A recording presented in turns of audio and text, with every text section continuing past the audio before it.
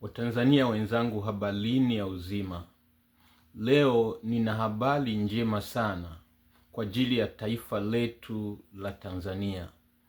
Unajua ni rahisi sana Rais Trump akisema chochote juu ya Tanzania, watu wanaweza kupata matumaini na watu wanaweza kusubiri kwa hamu na watu wanaweza kuyaona majibu ya Tanzania kwa Donald Trump kwa sababu amesema. Lakini sio rahisi sana watu kuamini majibu ambayo Mungu anaweza akayatoa, kwa sababu Mungu haonekani na watu wengi hawezi kuamini mambo ya Mungu. Lakini ukweli ni kwamba kama Donald Trump akisimamia swala la Uganda na Mungu akaamua kusimamia swala la Tanzania, ambao tutaona mabadiliko makubwa na ya muda mfupi, ni Tanzania ambayo imesimamiwa na Mungu. Kwa sababu gani?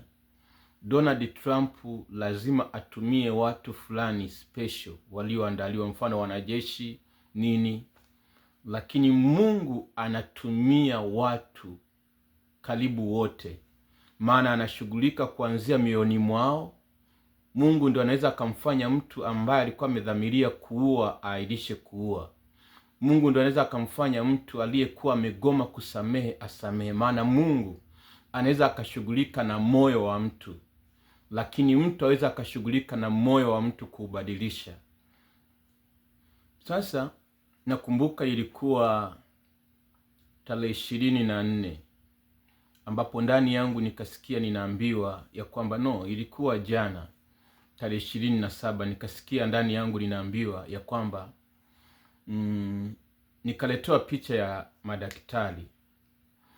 Nikasikia ndani yangu nauliza, je, daktari anaweza kugoma kumhudumia mgonjwa aliye mahututi kwa sababu kuna watu wanagombana juu yake? Nikasema hapana, yeye hata ingilia ugomvi wao, yeye atakachojali ni kumtibu huyu mgonjwa. Nikakumbushwa hata kipindi kile cha mauaji ya tarehe 29 mwezi wa 10 2025 kwenye uchaguzi. Madaktari wao walichokuwa wanajali ni mgonjwa amefika hospitalini kwao, kwa wanatakiwa kumhudumia. Kwa kadhalika nikaambiwa ndani yangu kwamba kama kwenye maandiko mnaita Yesu ni tabibu, manake na nyie pia ni matabibu.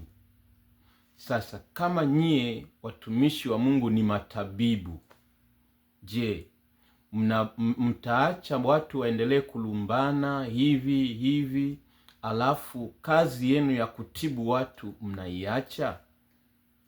Je, mtaendelea kubaki kulaumiana, lakini huku Watanzania wakiwa ni wagonjwa mioyoni na nyie ni matabibu wa mioyo yao?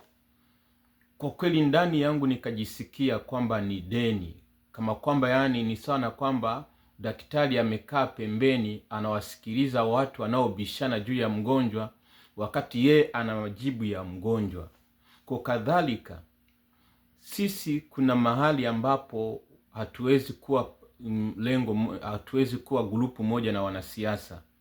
Kuna mahali ambapo wanasiasa tutawaacha na mambo yao na ni halali kwao, lakini kuna mahali sisi ambapo tunatoka na kuingia kwenye nafasi yetu. Kwa hiyo ilinipa mzigo sana. Nakumbuka tarehe 23 nilikuwa chumbani, nikawa nakumbushwa namna ambavyo Mungu alikuwa ananitumia. Unaomba na mtu tu kwa simu. Mfano kuna kijana mmoja alikuwa Morogoro, alikuwa amepinda mdomo.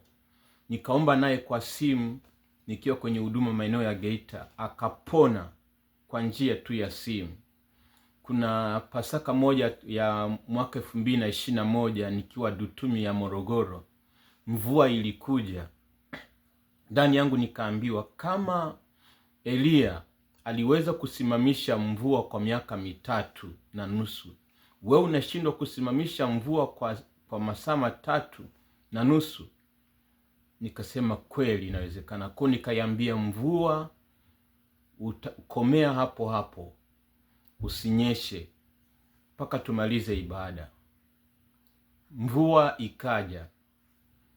Nilipokuwa nimekaa mvua imeanza kunyesha na watu wanataka kuondoka, nikaambiwa ndani yangu, simamia ulichokiamini. simamia ulichokisema. Kwa nikainuka nikawaambia watu, hii mvua haitaendelea kunyesha. Nikaomba, ndani ya dakika 5 jua kubwa likawaka huku mvua inanyesha. Baada ya muda mvua ikakoma, na nikaomba kwamba Mungu, jioni mvua iendelee kunyesha. Ibada ilipokuwa nzuri, watu wakaomba na jioni tuwe na ibada. Kwa hiyo waliporudi jioni mvua ikanyesha. Nilipotaka kuomba mvua isinyeshe, Mungu akanikumbusha kwamba uliomba jioni mvua inyeshe. Kwa kuna ishara nyingi na miujiza mingi ambayo Mungu alikuwa ananikumbusha, na watu walivyoanza kuwa wanarudi kwa Mungu kwa machozi. Kwa hiyo siku nilipokuwa ninalia, nikaambiwa ndani yangu kwamba Mungu hatazami machozi yasiyo na kitu, hatazami machozi yasiyo na vitendo. Hiyo siku nilikuwa na nilikuwa na dola 214, 219. Nikatuma dola 210. Hizo dola zilikuwa ni sawa kama 540. Ilikuwa kwa ajili ya mke wangu, maana ana muda mfupi tu wa kujifungua, kama wiki 2 hivi.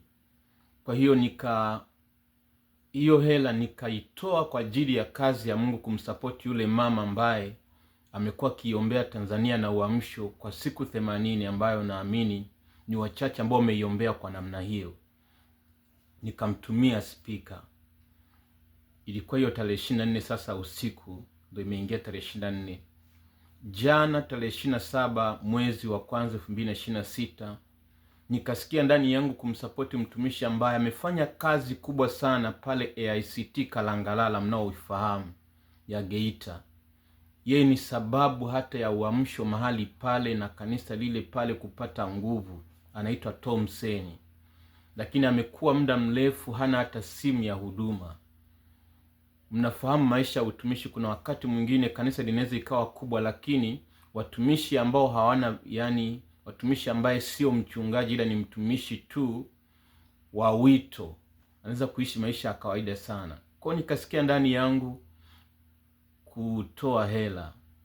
Kuna mtu alikuwa amenitumia 200,000, nikaituma, ilikuwa kwenye benki, nikaituma, lakini pia nikasongesha 300,000 nikamtumia. Leo amenunua simu.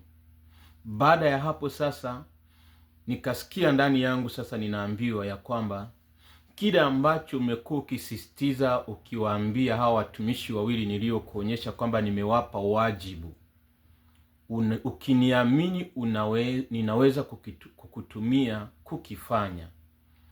Kwa hiyo nikachukua hatua ya kwamba Mungu, ninakuamini. Kwa hiyo nikawa sasa naangalia ni namna gani nitafanya.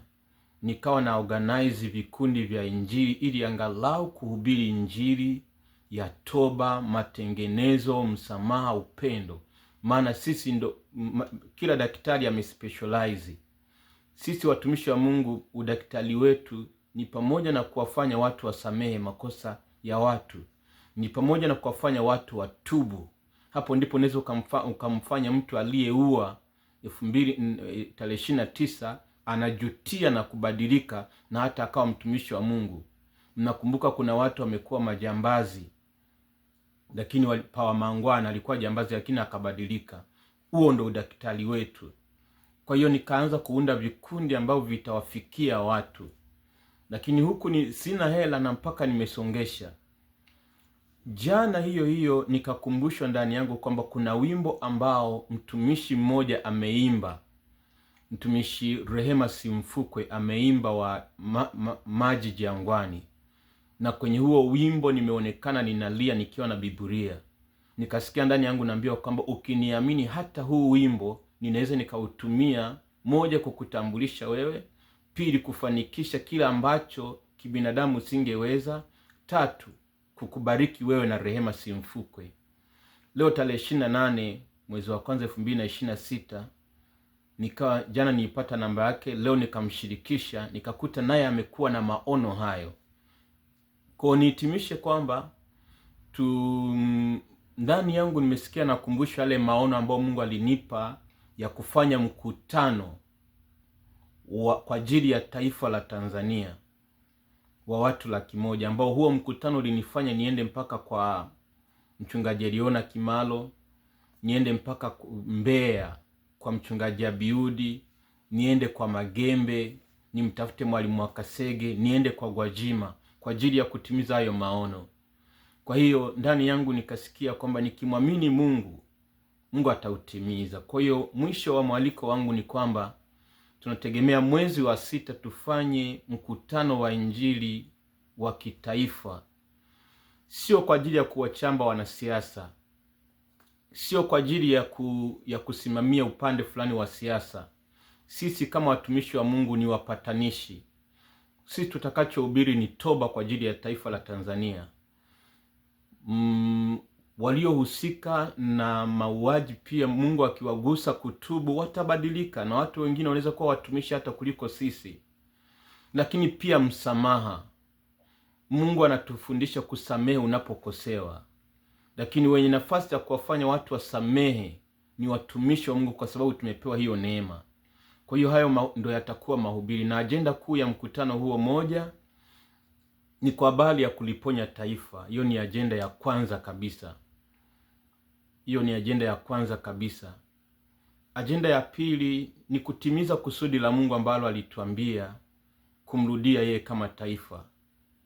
Kwa tutatubu, maana kuna mambo yamkini hatuyajui, ambayo yamkini tunaweza tukaona Rais Samia ndo sababu, lakini kumbe kuna sababu kabla. Ndo maana watu walianza kuona maono juu ya Tanzania hata kabla Rais Samia hajawa kwenye uongozi. Lakini tahadhari ya hapo, huo mkutano nitaomba serikali isihusike kufandi hela yoyote, ili isije ikaonekana kwamba ni wao wameuandaa huo mkutano. Utakuwa ni mkutano ambao watu ambao wana mapenzi mema na taifa, wanaoamini kwamba Mungu anaweza akafanya zaidi ya mwanadamu, tutajitoa kuifanya kazi ya Mungu. Ni serikali naamini inahusika sehemu moja tu, kutoa kibali cha mkutano, na nimepanga mkutano huo uwe mwezi wa 6, kipindi cha likizo. Na Mungu alivyo na neema, leo huduma ya sifa ni inatangaza maono ya kuandaa watumishi wa Mungu 1,000,000 Afrika. Nikasikia ndani yangu ya kwamba Mungu anaweza akawatumia kuwa sehemu ya kusapoti pia kama watenda kazi. Wito wangu ni huu: hatuwezi kuliponya taifa kwa kuandika jumbe nzuri zinazoelezea uhalisia uliotokea ikiwa tutatibu mioyo ya Watanzania, na wala hatuwezi kuliponya taifa kwa kusonteana mikono bila kuingia kama daktari kumtibu mgonjwa ambaye ni taifa ambalo sasa hivi ni ligonjwa. Mungu awabariki. Muda huu ndo nimetoka kwenye mafunzo na hata sijapumzika, sijapata chakula, lakini mniombee. Ninaamini sasa hivi siwezi kuonekana uzalendo wangu kwa taifa, maana hakuna taifa ambalo nalipenda na ambalo nategemea kuishi kwa furaha zote kama Tanzania, ingawa utumishi unatufanya kuwa busy, lakini ndio taifa pekee ambalo naweza nikaishi kwa furaha yote. Kwa hiyo Mungu awalinde na kuwatunza, tuzidi kuombeana. Ninaomba wale ambao mnajitoa kwa ajili ya kazi hii, nitaunda group la WhatsApp kwa ajili ya maandalizi na taratibu zingine, lakini pia mnikumbuke sapoti. Naishi kwa imani, ninamwamini Mungu katika miujiza ambayo amenitendea kwenye maisha yangu, inanifanya nimwamini Mungu hata ambapo Amen. Mungu abariki, mzidi kuombea taifa, maana hatuna taifa lingine. Mmeona kuna kikundi ambacho kimejitokeza kinataka kuanza kulipiza kisasi kwa maskari. Mmeona hiyo clip, lakini pia mmeona Njombe kilichotokea. Yatazidi mengi pale ambapo hatutashiriki. Lakini mwisho nihitimishe kwamba ile ndoto ilionyesha kwamba nilipomuua mbwa Askofu Gwajima tukakutana, tukashikana mikono, ingawa mwanzoni tulitaka kupigana. Sitajua huyo mbwa nimeshamuua au bado, lakini ninachomwamini Mungu ya kwamba amekuwa akinionyesha ndoto na zinatimia. Kama Mungu anaweza katabiri jambo la miaka 100 likatimia, naamini hata hii ndoto itatimia, ya kwamba kuna siku tutaiona Tanzania mpya na mengine tutayasahau na kusameheana. serikali, mna nafasi kubwa sana ya kukubali makosa yenu na kuweka juhudi za pamoja kuliponya taifa kuliko unafiki. Watumishi wa Mungu, mna nafasi kubwa sana ya kuacha kulalamika tu na kuingia kazini kama daktari kuliponya taifa. Wanasiasa Chadema, Mungu awabariki, mmeonyesha mfano. Ingekuwa ni chama cha vurugu, asa hivi tungekuwa tunaongea mambo mengine. John Heche, Mungu akubariki. Mimi sio Chadema wala CCM, lakini Mungu akubariki kwa kazi yako na utendaji wako. Lema, Mungu akubariki sana. Mungu akubariki sana. Kuna ishara ambayo, kuna siku ambapo nilikuwa nafuatilia mambo ya kuja Marekani, tulikutana pale uhamiaji. Kwa kuwa ulikuwa unifahamu, nikakupungia tu mkono, maana ilikuwa kama surprise. Ila leo nazidi kukumbuka kwamba kuna mambo Mungu anatoa kama ishara. Siwi Chadema hata siku moja, lakini pale ambapo kuna watu wanaongelea haki, wanastahili kutiwa moyo, na vyama vingine pia, na watu na viongozi pia ambao mko serikalini, ambao ingawa hatuwaoni hadharani, lakini mnapambana namna gani ya kuliponya taifa. Mungu awabariki. Kwa pamoja tushirikiane, tusisusie, hatuna Tanzania nyingine. Na wale ambao wanajaribu kuliponya taifa kwa unafiki, naomba nimalizie kwa andiko hili. Yeremia 6:14 inasema, wameiponya jeraha ya watu wangu kwa juujuu tu, wakisema amani amani, wala hapana amani. Tusipokuwa wa kweli, taifa haliwezi likapona. Itakuwa ni sawa na kuziba kidonda lakini ndani kimeoza. Tanzania inahitaji kutibiwa kiroho na kimwili. Bwana Yesu, asante kwa wakati huu. Njalie neema kukuona wewe. Fanikisha mkutano huu ambao Bwana unalenga kuliponya taifa la Tanzania, kwa sababu wewe umesema ulikuja kuwapatanisha waovu na Mungu, ulikuja kuwapatanisha wenye dhambi pamoja na Mungu. Kwa hata waliohusika kuliharibu taifa wanastahili kupatanishwa na wewe, maana wewe Mungu humbagui mwenye dhambi. Hujatuambia kwamba hawa watu dhambi ya aina hii haistahili kusamehewa. Hiyo umetuambia ni kazi yako. Kwa mimi naamini ya kwamba Mungu, kuna watu ambao wana nafasi ya kupatanishwa na wewe.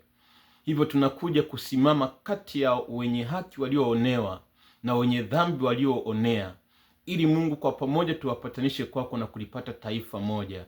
Tusaidie Bwana. Inua viongozi walioko serikalini, inua watumishi, inua raia, inua wanasiasa. Kwa pamoja tuliponye taifa letu kwa jina la Yesu. Amen. Mungu awabariki. Muendelee kunikumbuka pia kwenye maombi. Imekuwa kama sijaja kusoma, ni kama nimekuja mafichoni kwa ajili ya kuombea taifa. Lakini yote Mungu atatukumbuka. Amen.